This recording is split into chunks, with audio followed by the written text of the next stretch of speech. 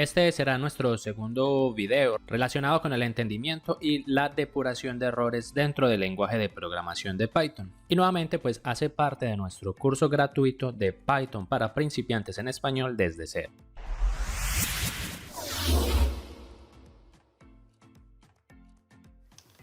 Si lo deseas, puedes aumentar la velocidad del video para que hagas la explicación mucho más rápida o dinámica.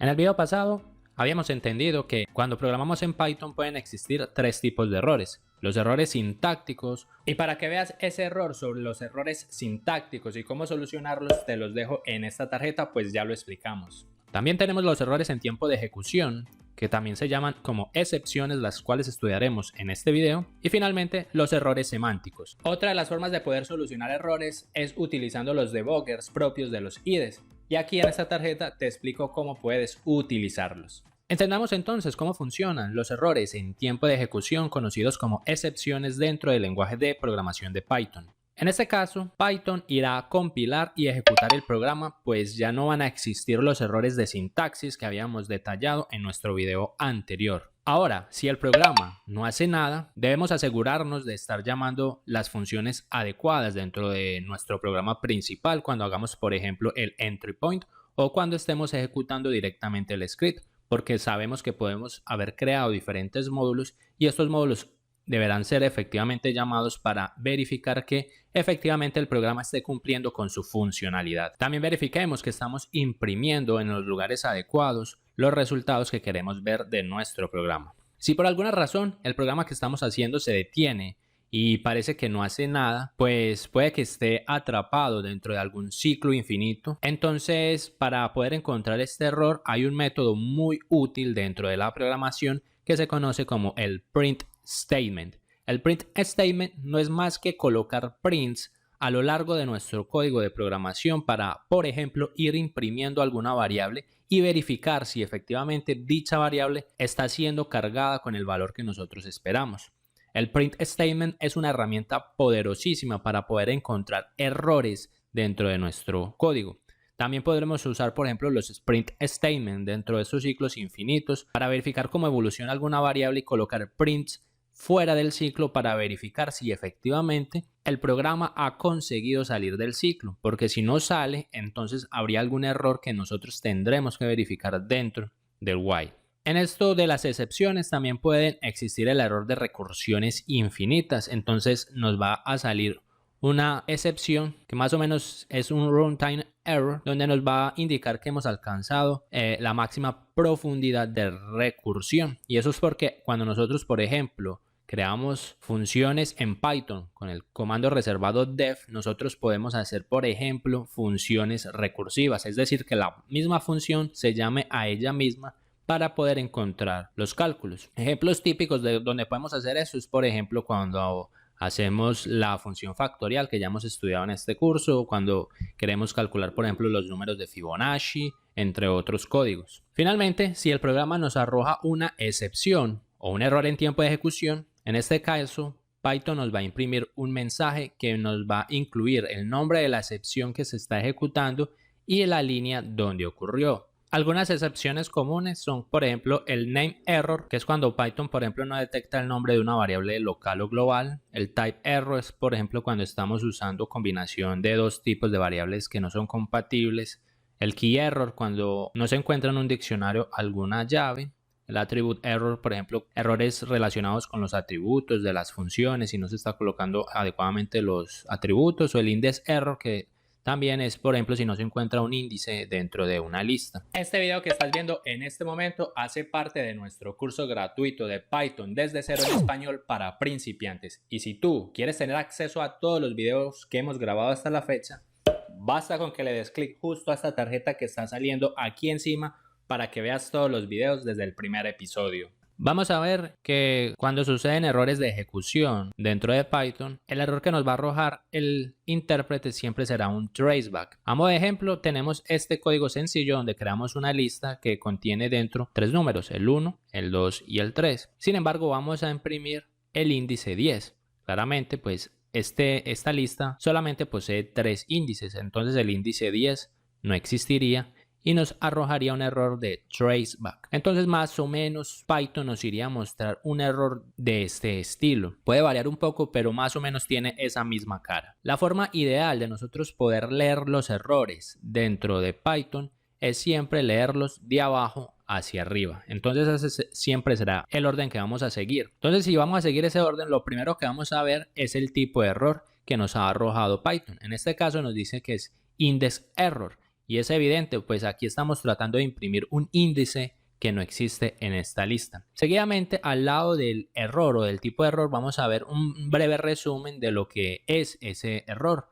Aquí nos da entonces esa información diciéndonos que estamos tratando de acceder a un índice que está fuera del rango de la lista y vamos subiendo hacia arriba. Luego veremos la instrucción donde fue generada el error, que sería en el print mylist10, que sería esta instrucción, y más arriba nos va a decir que se encuentra en la línea número 2. Finalmente aquí tendremos el tipo de error que fue arrojado por el intérprete de Python, que es un traceback. Nos dice que es en el more recent call loss, que fue ejecutado pues en el último módulo donde le dimos ejecutar, y de esa manera entonces ya tenemos una noción de cómo poder leer los tracebacks. Nuevamente, este tipo de errores existen varios dentro de Python que ya ustedes tendrían que entrar a investigar un poco dependiendo del tipo de error que les salga, porque son un montón son aproximadamente unos 50 tipos de errores. Entonces ya lo ideal es que ustedes vayan consultando qué error se está arrojando.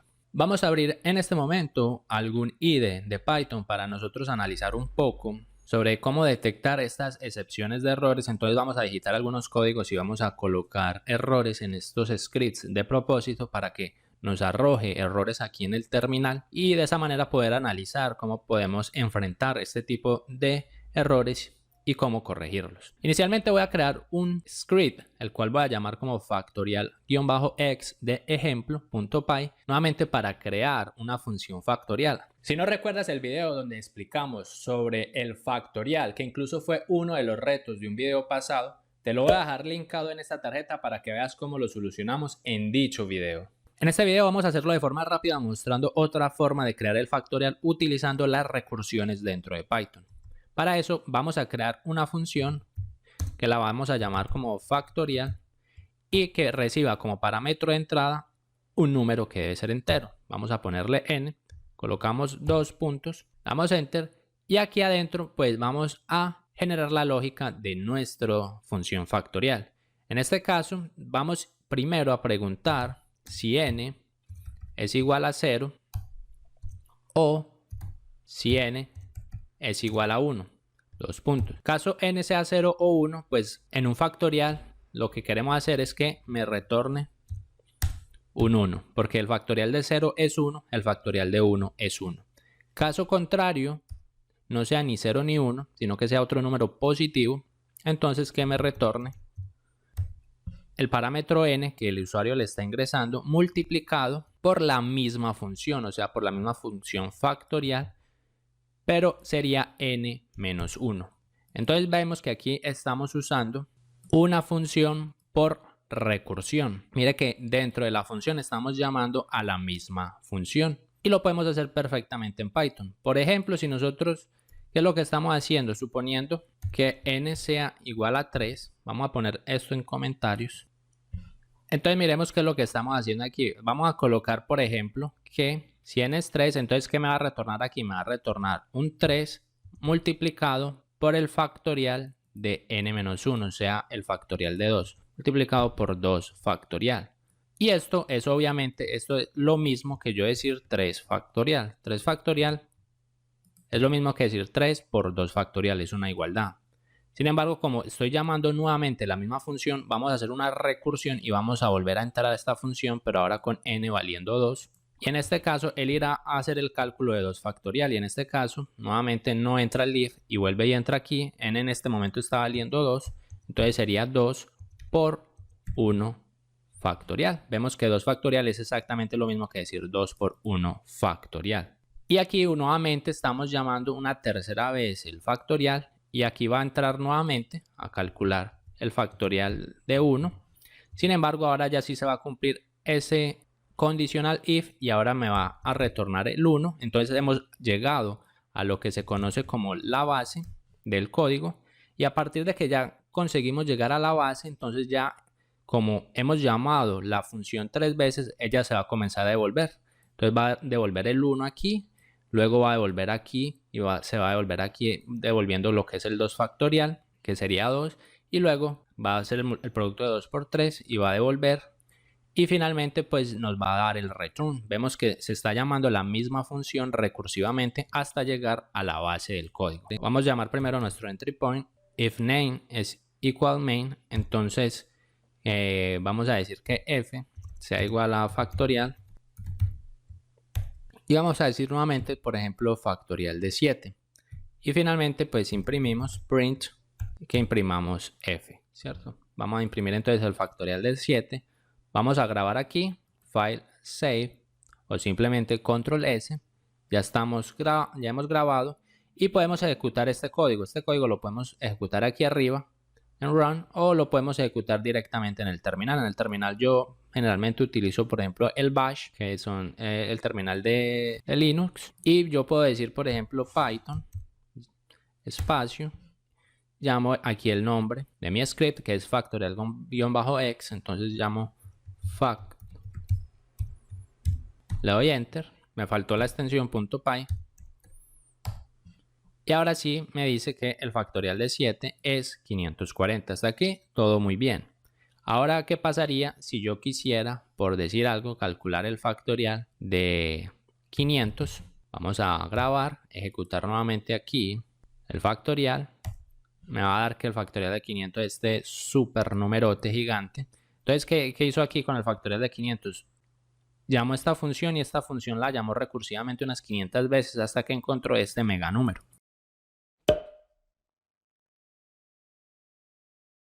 ¿Y qué pasaría si yo ahora en lugar de 500 quiero calcular el factorial, por ejemplo, de 2000? Vamos a ver qué sucede.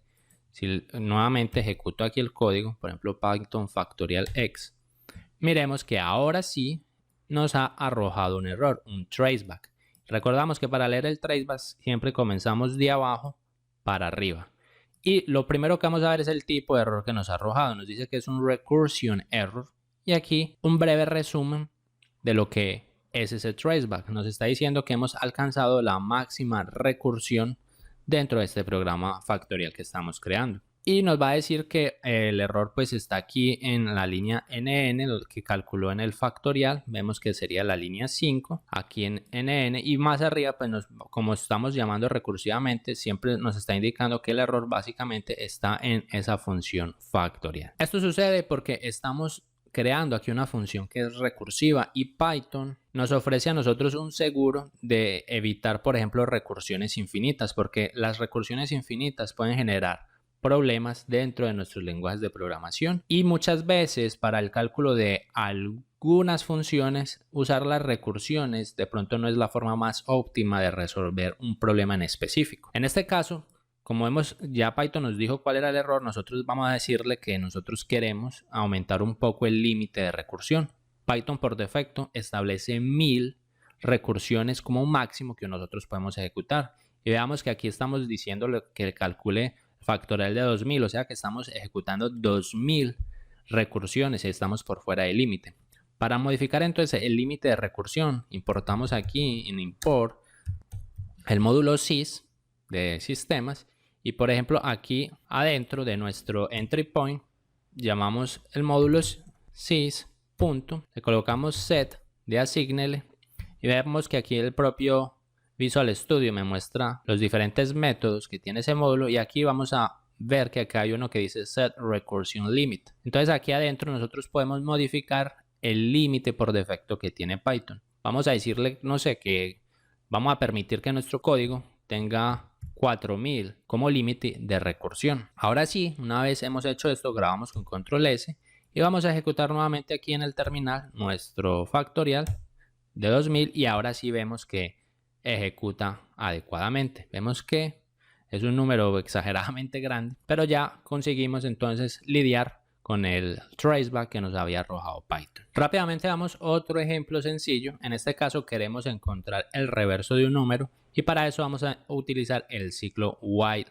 loop. Recuerda que todos estos videos puedes acompañarlos directamente en el sitio web de Control Automático Educación, y siempre en la descripción de estos videos te dejo el link para que puedas ver la parte teórica, puedas ver todo el escrito y también puedas descargar algunos scripts sobre Python y puedas ver qué otros cursos ofrecemos aquí en controlautomaticoeducacion.com.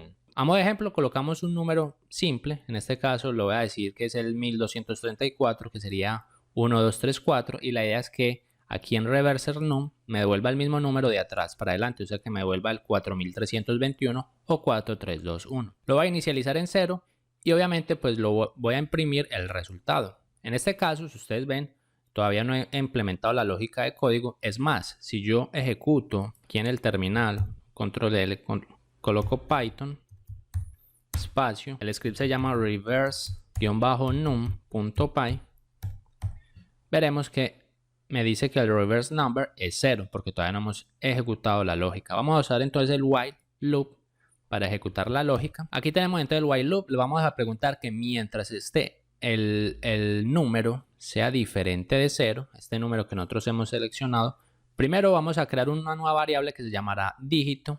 En dígito vamos a obtener el módulo del número con relación a 10, entonces aquí por ejemplo obtendré el dígito 4 y posteriormente en reversed num voy a calcular el mismo reversed num, que en este caso está inicializado en 0, lo multiplico por 10, me daría 0, más el dígito, más 4, entonces ya veríamos que aquí tendría el primer número, 4, y así entonces lo va a repetir sucesivamente hasta que me consiga invertir el número. Si yo le doy ejecutar y llamamos aquí en el terminal Python reverse num, le voy a dar enter y vea que él se quedó aquí, no me mostró nada y está parado. Ustedes de pronto ya se dieron cuenta del error, y si no se han dado cuenta es que mire que yo lo hice así de propósito porque estoy en este momento, estoy atrapado en este while loop. Vamos, para parar la ejecución de Python, en este momento él todavía está tratando de ejecutar y está aquí atrapado en ese while loop. Le voy a presionar control C y aquí me va a salir el traceback porque yo he apretado control C y me dice que es un traceback por el keyboard interrupt, porque yo interrumpí a través del teclado. Una de las formas de solucionar este problema, si ustedes ya vieron cómo se soluciona, inicialmente cuando ustedes no consigan ver por qué no les muestra nada en la consola, es colocar un print statement aquí. Mire que este print statement está fuera del while y simplemente es para verificar si efectivamente estamos saliendo del while. The while loop has ended. Vamos a dejarlo así. Nuevamente pues no he corregido el error, pero mire que cuando yo le doy ejecutar aquí, vemos que no me está saliendo el print. Entonces yo ya tengo certeza de que efectivamente mi error está dentro del while, que yo debo hacer algo en la lógica de programación para solucionar eso. Nuevamente presiono control más C para salirme y observemos aquí, es obvio que en mi while yo estoy preguntando por el número siempre diferente de 0. Es decir que mientras esto se cumpla, él se va a caer en este while. Sin embargo, dentro de la lógica del while, que son estos dos líneas de comando, yo no estoy modificando en ningún momento la variable num. Y esta variable num pues hay que modificarla. En este caso, miremos que si estamos capturando el dígito y capturamos el 4, aquí en reverse num inicialmente estará el 4. Pero ahora yo debo modificar quién es num. Para modificar quién es num, entonces vamos a modificar, colocamos num y en este caso vamos a dividirlo por 10 para que ya me quede 1, 2, 3. Pero como yo quiero que sea un número entero, entonces voy a hacer una división con 2 slash para que me haga la división entera. Entonces división por 10. Eso quiere decir que cuando yo divido esto por 10 me daría 123.4, pero como le digo que es la división entera, solo me va a entregar el 123. Y a eso obviamente pues que solo almacene a num. Y de esa forma entonces ya estaría modificando aquí el num. Si le doy salvar, le doy a ejecutar aquí, nuevamente aquí me dice ahora sí, se salió del while y me dice que el reverse number es el 4321. Efectivamente, y vemos que el print statement es muy útil, por ejemplo, para también ayudarnos a entender qué hace la función. En este caso, miremos cómo va variando, por ejemplo, el digit. Entonces colocamos aquí el digit. Vamos a colocarlo aquí debajo del num y vamos a imprimir también un print statement de la variable num para que nosotros entendamos. Miremos que con estos dos print statement iremos a entender cómo trabaja adecuadamente esta función. Si grabamos y ejecutamos ahora sí nuestro código Python espacio reverse num.py, veremos entonces que inicialmente me muestra que digit se almacena con 4, porque aquí hicimos claramente la división por módulo 10. Luego, al hacer la división entera, vemos que num quedó con 1, 2, 3. Luego repite en el próximo ciclo. Ahora digit es 3. La división de num ya me queda con 12. Luego repite el ciclo nuevamente. El digit me queda con 2. La división por num 1. Repite el ciclo nuevamente. El digit queda con 1 y num queda con 0. Ahora ya no se cumple esto y se sale. Obviamente, ustedes podrían aquí mejorar y colocar pues que mensajes mostrando digit está aquí, pero la esencia del print statement es siempre ayudarnos a entender cómo funciona nuestro programa y por supuesto ayudarnos a encontrar los errores en el código. Suscríbete a este canal si quieres continuar aprendiendo más sobre Python y sobre la teoría del control. Te invito a que veas el próximo video donde hablaremos sobre los errores semánticos y principalmente sobre el debugger en los IDEs de Python, y que veas toda la lista de reproducción dando clic aquí. Nos vemos entonces en el próximo video.